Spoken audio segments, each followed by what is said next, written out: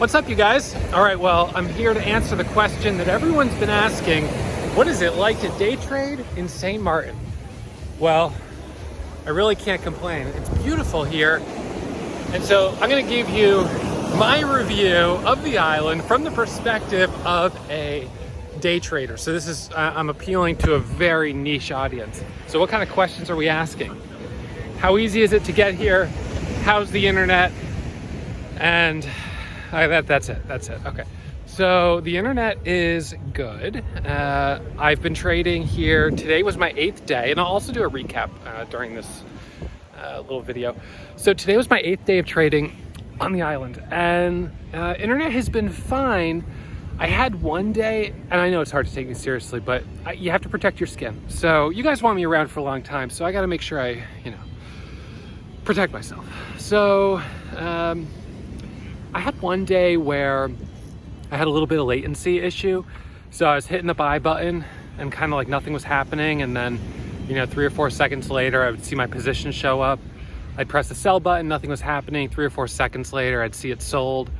So that's just the way it's like to trade at a commission-free broker, right? But for someone who's used to fast trading, that was a little unsettling because you feel disconnected from the market. All right, so that happened on one day. I've been trading 8 days, not that big a deal. And to be honest, I'm trading on Wi-Fi, which you just never know. Oh, look, this little seed just flew by. See? Can you guys see it? Oh, it's gone again. It's so beautiful here. It doesn't feel like January, but it is. So that guy's wearing a Speedo. So anyways, yeah, the internet's not too bad. And to be honest, so we invite my wife. I'm here with my wife, my 2 boys. We invited my mother-in-law. She's been, driving me crazy. So I wanted to get over here to do this video for you, just because I was like, I'm just gonna get a little bit of a break. I was thinking, we've been at the house. They were listening to music, and there's a Sonos at the house that I rented. So she keeps putting on music, and then like every few minutes, 10 minutes, 15, 20 minutes, I just change it to something crazy. She's so confused. She thinks there's something wrong with the Sonos system because it keeps yesterday I was doing dolphin whale noises. They're very, very strange when they come through the loudspeakers. Anyway, so that's something that you can, and if you really don't want her to come, you could always report her for smuggling. If you have a mother-in-law, and she's not even gonna get on the island, they're gonna send her right home. So that thought crossed my mind, and I was like, oh, I shouldn't do that. Maybe I'm gonna keep that one in my back pocket. So yeah, the internet's good. And then, so I'm on the East Coast, right? So I flew here from JFK, and it's about a 4-hour flight from JFK, nonstop, super easy, which is one of my criteria for traveling with 2 toddlers. I don't want to be doing like layovers or having to get on a small ferry or get on a small boat or a small plane. I don't want to do any of that. Not with them at this age. So this was nonstop. I had to leave for the airport at like 2:30 in the morning, but to be honest, that's not even a big deal for me. That was easy because the kids slept the whole way, and we got at the airport, JFK, and then flew down here, and we were here by like 2 in the afternoon. So easy flight. And the place I'm staying is close to the airport, so super convenient. And yeah, overall, it's been great. You have to bring a plug adapter if you're on the French side. The Dutch side, I think you can use your regular plug, but I brought plug adapters, and I brought my laptop and 2 USB monitors. So laptop, 2 USB monitors, and that for me is, that's all I need. That's adequate. So yeah, I would say this is a place I would definitely come back to. Turks and Caicos, it's a shorter flight. So that's a place I would consider if you haven't been there already. You just have to do a little research about what the internet speed is, because that's kind of the biggest variable. For me, my feeling on it is that I want to be able to trade while I'm traveling. Because, the fact is, like, and this will probably be true this year, that maybe 10 days will contribute 30% or even 50% of my profit for the whole year. And if I miss those 10 days, it's going to cost me a lot. So I try to show up every single day. And even if it's only for 2 hours, I just try to show up, stay kind of in touch with what's happening in the market and capitalize on those opportunities. So right now it's January 18th, I think. I've had one red day for the month of January. Otherwise, it's been all green. I'm on a nice green streak. And even though it's not super hot, I feel good that I'm just showing up. I'm catching some opportunities. That's what being a momentum trader is all about. You have to be here to trade the momentum. So I always, whenever I travel, I trade. I bring my laptop with me. In all my years, 10 years of trading, over 10 years trading, I have taken a 1-week vacation maybe 2 or 3 times. It's so rare for me. I don't feel like trading really is that inconvenient that I can't do it while I'm traveling. Unless I was going somewhere where the time zone was a big issue. Here, I'm 1 hour ahead of New York, East Coast time, Eastern Standard Time. So I'm 1 hour ahead, but that's not really a big deal. So I traded from about 9 to 11 local time or 8 to 10 Eastern time. And that's fine. You know, that's my 2 hours and then I'm good to go. And of course, I'm going to do a recap during this episode. I'm going to talk about my trades from today. Today's day 8, and I'll go over those for you. My focus today was trading the leading gainer. Where did I find it? Right on my gap scans. I use gap and high day momentum scanners. These are custom scans that I have a development team that built out for me. So I want to give you guys a chance, if you want to do a 2-week trial and use these scanners, the same ones that I'm using, there'll be a link right down below that you guys can check out. It's a 2-week trial.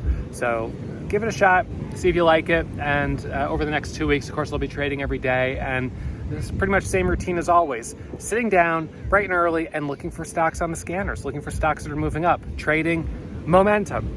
All right, so thank you guys for tuning in. I'm going to jump into the recap next, and I hope you got a little perspective of what it's like to day trade in St. Martin. It's a beautiful area, and the internet is great. The flight is not long, so this is a place definitely worth checking out. I hope you guys come here. All right, enjoy the recap, and I'll see you first thing on Monday morning or first thing Friday morning for those of you guys that decide to opt into the 2-week trial. There'll be a link right down below in the description for that. All right, hope to see you guys in the chat room.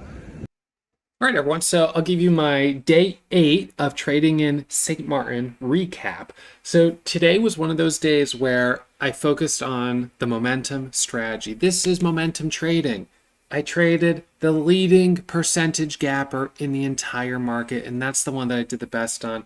So today it was NRSN gapping up 95%, biotech stock with news, Alzheimer drug news, and we got a really nice move on it. Now, I traded a couple other stocks as well.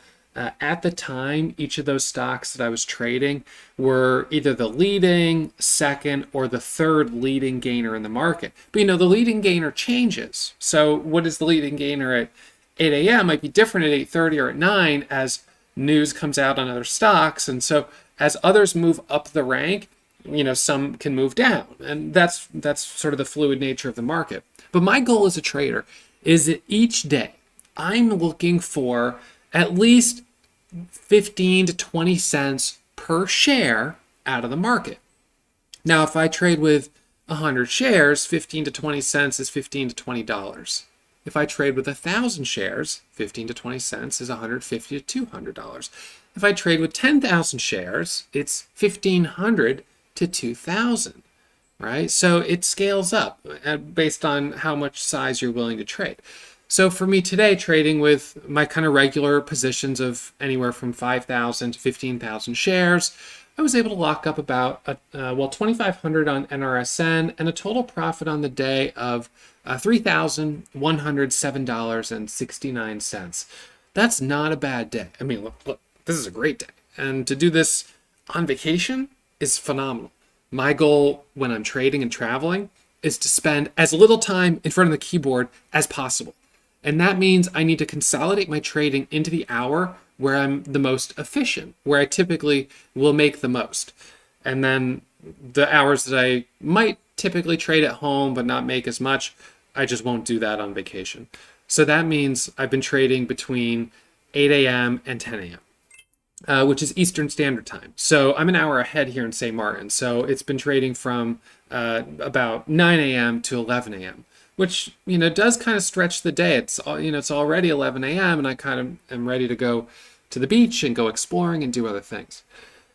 So NRSN, as you can see, is on my gap scanner. This is custom software that I developed. I have a development team that works for me, and they built out this software. You've got the scanners here. You've got the charts, which you can see as well. And NRSN, it hits the scanner, it starts squeezing up, and that was right at, let's see, where was this? The news came out at 8:50, which is kind of a funny time for news to come out. But in any case, usually it comes out the top of the bottom of the hour. So as soon as that news came out right here, I mean, this thing was off to the races, and it moved fast, which is often the case.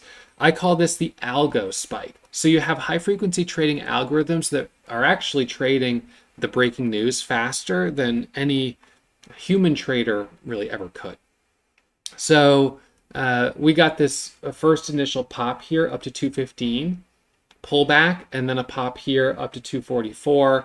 This is where I got in it, right here in this move. We got up to 244. So I didn't get in. Of course, this is like the first traders that got in this would have been probably high frequency trading algorithms. But it held this level. And so then I got in for the breakthrough 244. And we hit a high there of 245. Let's see. So I must have gotten in, would have been, let's see. This is a 10-second chart. So we're in a very short time frame. I got in right in this area here for the break over 250, and I took my first position of 9,000 shares. And let me just check my my order on this. So I had already traded APGN, which I made $43 on. So that was like a kind of nothing trade. So I had already traded APGN, and I already traded NUZE. Those were both break-even trades for me. And then I got that first trade on NRSN. So I got that first trade, and I bought 10,000 shares on my first trade, which was solid. I mean, that's a good position.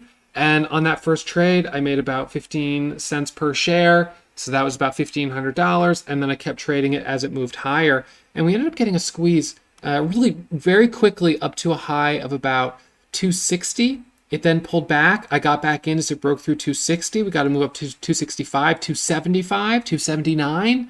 And then it started to pull back. And when it started to pull back there, this is now on the 5-minute, hit the high of 279 and pulled back. At that point, I was like, that's good. I've done enough on this. And I did not trade it past 9 a.m. So I had a very small window where I traded the stock. It was about 10 minutes. And in that 10 minutes, I made $2,559.94. There go my glasses again. This trip has been kind of ridiculous. I broke my glasses. Well, I say I'm not totally sure it was me that broke them. I found them broken on my desk. I think it was one of my kids. So anyways, and then the lens popped out, so I lost the lens for a little while. Anyways, they're back. They're back up and running now. Sort of. As long as I don't move my face too much. So I gotta pull it back a little bit here. Okay, so this false breakout candle here on NRSN, notice how it popped up to 260 and then flushed here all the way down. That for me, when I saw that, I was like, I'm not touching this stock again. This stock wants to shake out traders, and I don't want to be one of the traders that get shaken out. So I said I was done. And this is something that is so important. As a momentum trader, we want to trade stocks that are moving quickly. We want to trade stocks generally that are on the front side of the move. We do not want to overtrade. That means as a momentum trader, often we buy high, we sell higher, and you have to know when to quit. You have to know when to walk away, because if you overstay your welcome, that's when you can give back your gains, which I did on Tuesday. On Tuesday, I had probably $12,000 in winning trades. I had probably $7,000 in winning trades, but I had about 10,000 or 11,000 in losing trades. And so I overtraded. I found myself on the red side of that, P&L line, which is part of trading. So I locked up my first red day of the month on Tuesday, but that's part of the deal. Anyways, today's day 8 of trading in St. Martin. I'm locking up a green day today. I am not going to overstay my welcome. NRSN was the biggest winner. Everything else, these were stocks that hit scans. I jumped on them. We got a little bit of momentum, but they didn't open up. You can see NUWE was on there. That one was on there, but I meant NUZE. That one's going to be a little bit further down the scan. Anyways, we had NUZE on there. We had HUDI, PBLA. So this for me is basically like radar. This is showing me what's moving in the market, and it's giving me different metrics that I can use to assess whether or not something to me looks good. And so PBLA, you got a spike there at top of the hour, 9 a.m. That was a nice one, 350 up to 450. NRSN, that was the one that we got there. So this is the tool that I use to find stocks, and this is kind of the cool thing about trading. You can do this from anywhere in the world. That's the reality. The accessibility to the market has never been better than it is today. From your phone, you can access the market from really almost anywhere in the world, as long as you've got an internet connection. So market has never been more accessible. The software that's available for traders, like the software that I've developed here, but also just general trading software, that has never been better than it is today as the technology improves. But all of that is great, but useless if you don't have a strategy. So for those that want to learn more about momentum trading, we'll put some links down in the bottom of this video that you can come over and check out Warrior Trading. We've got a 2-week trial. It's a pro preview trial that you guys could take part in if you'd like. I'm sure many of you would love to do that and get to trade with me for a couple weeks and see whether or not you like the software that I've developed for trading, you like the strategy that I trade, and whether or not you think it's worth your time to learn a little bit more about the strategy that I trade every day. But as always, I'll be the first one to tell you, I'm not going to sugarcoat it. Trading is hard. This is something that is risky. Most people don't find success at it. But for those that are interested in learning, I'm happy to share with you what I've learned along the way. I've been doing this for a long time. I'm not going to make any guarantee. I can't, and nobody should, that you'll find success, because this is risky. So take it slow. And I encourage all of you guys to practice in a simulator before you put real money on the line. All right, so this was day 8 of trading in St. Martin, and I'll be back at it first thing tomorrow morning for day 9. All right, I'll see you then.